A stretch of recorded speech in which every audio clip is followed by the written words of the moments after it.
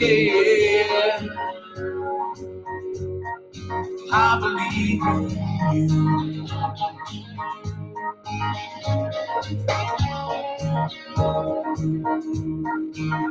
I don't believe in lucky sevens. I'm not sure about Loch Ness,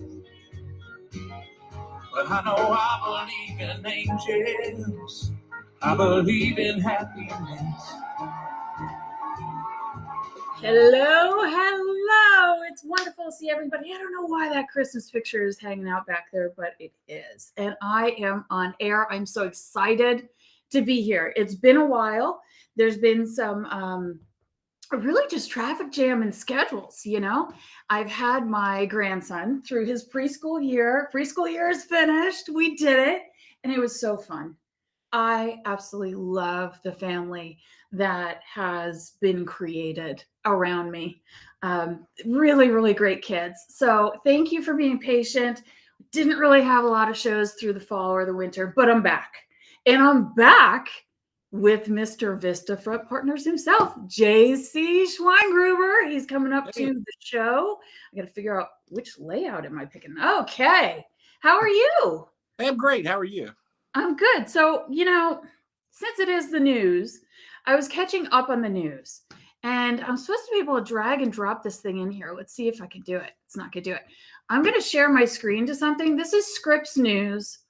And I got to tell you, I've kind of gotten really tired of watching either left or right news, and it's hard to find something that's sort of in the middle. I think Scripps is a little bit more left to center than anything else, but this just struck me really funny. So let me see if I can get it to share, because you're going to notice it. I know you're going to be like, yeah, I heard that too. I had to rewind this clip 4 or 5 times until I'm like, no, they really did say that. So let's see here. How's your day? While I'm looking here, how are you? Oh, I'm good. It's been a good day. It's Monday, right? So it's a busy day. So but it's always a good day. I'm not one of those like I hate Monday kind of people. I always kind of look forward to Monday. I do my nerd TV and Sunday night watching Bloomberg, and then get up Monday ready to rock. We have 52 chances at a brand new week each year, right? So new beginnings. It's kind of the way to look at it. But good day.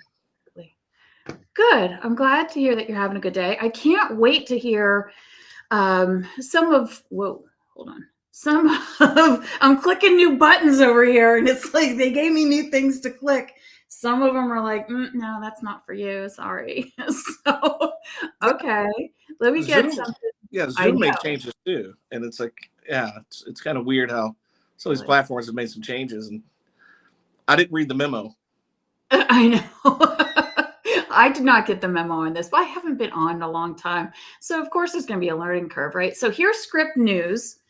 And I've been able to access them on my YouTube TV, but this is the end of the story right before the one that I'm talking about. So apparently there's a stray cat. I'll just give you the quick overview because they're going to end really quickly with this story where you see the cat. The First Lady has written a children's book about this stray cat that just showed up one day at the White House. Hello, the White House cat. Oh my God, Chance, this was the biggest news the first 2 years of the Biden administration. It's all about her, well, that's one angle of it. It's all about her journey from a farm in Pennsylvania to the halls of the White House and the friends that she made along the way, and maybe not the enemies. The Bidens welcomed Willow to their family in January of 2022. I forgot about the cat. Yeah, I read that Daily Mail article. Time winding down this Monday of the race. Before we go, our photo finish, as always, something that just captures the day's headlines. All right, listen, see if you Several catch it. family members were in court today in Wilmington, Delaware, to support Hunter Biden in his federal firearms case. His wife, First Lady Jill Biden, on her birthday, no less, and his younger sister, Ashley, all were in attendance to show support during jury selection. They said his wife, Jill Biden. Yeah. They were saying Hunter Biden's in court today, along with some of his family members. His wife, First Lady Jill Biden, that's his mother. It's not his wife. That's why I had to rewind. I'm like, but did they say Joe was there too? No, they didn't. It was a flub. and I caught it, and it just struck me really funny. I don't know why. That is kind of funny. But the media makes just as many gaffes as Biden does, so it's like I don't pay attention to it anymore. You know, it's just kind of so funny. But the cat video, I bet, was fun. Was Yeah, there a that cat? sounds like a really sweet story. Just a children's book about a cat that winds up the White House. That's an interesting story for a kid. Well, I guess it would be. I mean, it's better than like Joe Exotic, right? And that kind of cat showing up at the White House. There's a lot of weird news out there, and a lot of it has to do with murders. And you and I have done murder mystery nights before. So there's duct tape that they found on the body of Lacey Peterson, and the judge has allowed that to come into evidence, even more evidence against her husband, because they can get DNA off the duct tape. Like, where'd that come from? Yeah, why after all this time? Right.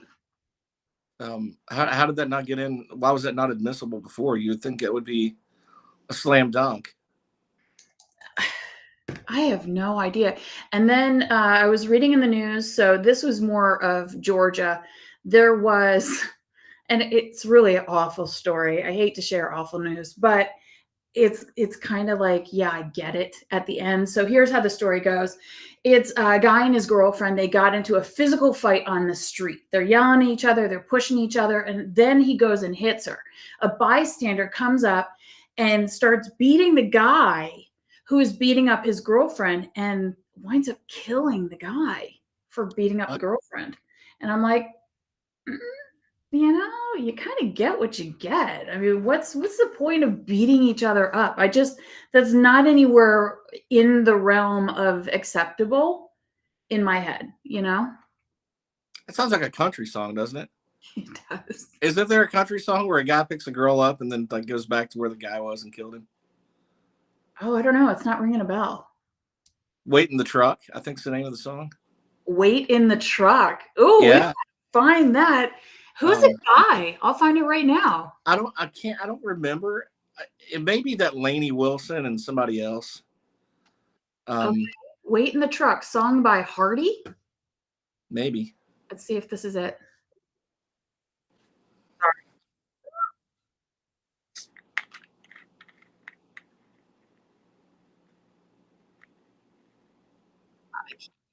right. Let's see if this is it.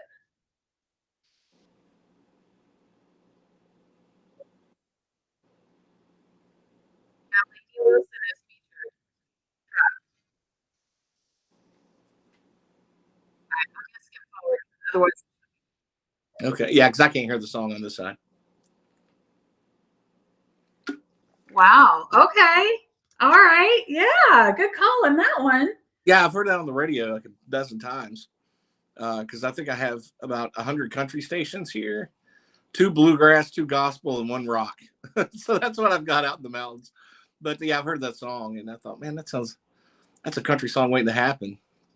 You're in such a pretty spot. You're out there in Virginia, not too far away from the Shenandoah Valley, right? No, not far at all.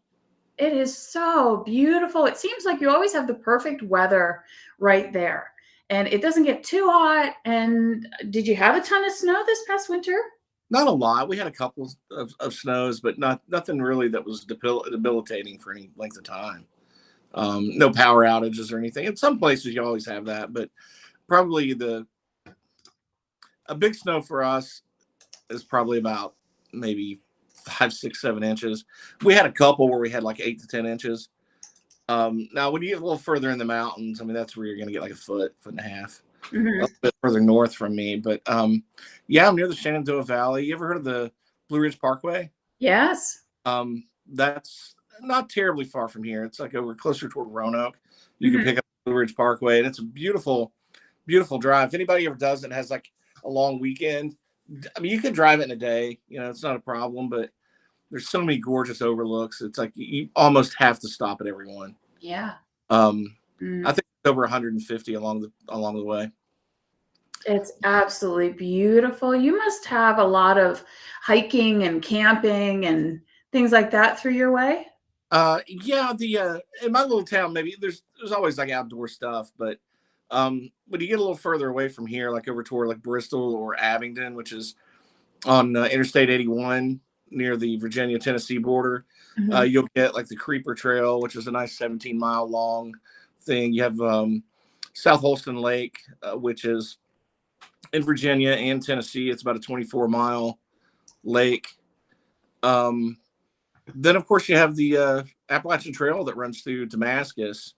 And so they're building on, I heard, I guess I'm not really supposed to talk too much about it, but I knew that someone was actually doing development to build it to bring it through my county, Oh, uh, wow. so that people can come off the trail.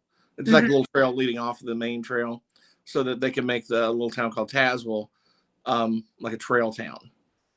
And it's a quaint little beautiful town too. It's a really nice place. And yeah, the county I live in, I mean, it's small and rural, and I have to drive an hour to get to an interstate, but it is really such a pocket of gorgeous that the places I've been, I know people have driven around the country, just taking that bucket list trip, and they'll get back here and say, hey, listen, there's no place I've been in this country that is any more beautiful than where we're at right now. And I guess to realize that's kind of nice. And the mountains are kind of cozy. I guess to some people growing up, it's like a barrier to get out. And other people like it once you get away and you come back home, it's like a warm blanket in a way. So, but I really love the views and the scenery.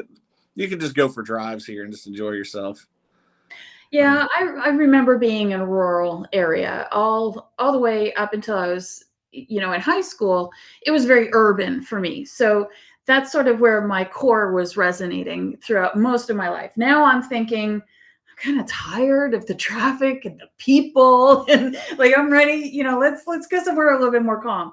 But when I first moved here, I was still really young and I was working with corporate, and Atlanta was growing. It's a huge boom.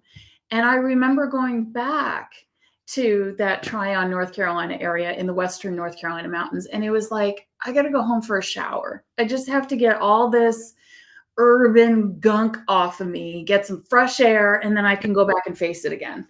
And, I think it's too much of anything. You tend to Yeah. be I mean, there's Yeah. people in some of the most beautiful parts of the world, and they're sick and tired of being there. And it's like most of us would give anything just to go and be there.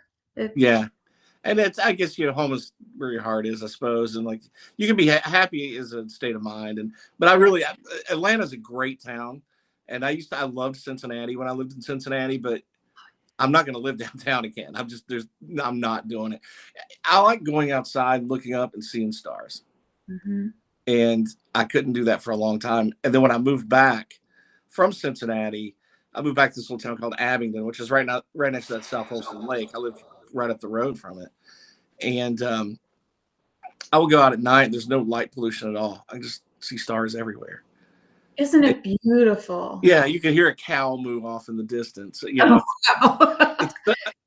If I drive over by the baseball fields over near the recreation park where I used to go to when I was a kid, you could drive over there a little late, like near dusk, and you'll see deer playing out in the field. I don't mean like 2 or 3. I mean 30, 40. I mean, it's just beautiful. Sometimes they'll just walk through the backyard here, like on the way up the side of the hill. So it's kind of nice. Deer are not my friend. I pulled up. I was leaving the neighborhood today, and I look over in my neighbor's yard. There's 6 deer just standing there. They're the dumbest animals on the face of the earth. They just look like, oh, like hi. And I mean, middle of the day, and they eat all my flowers.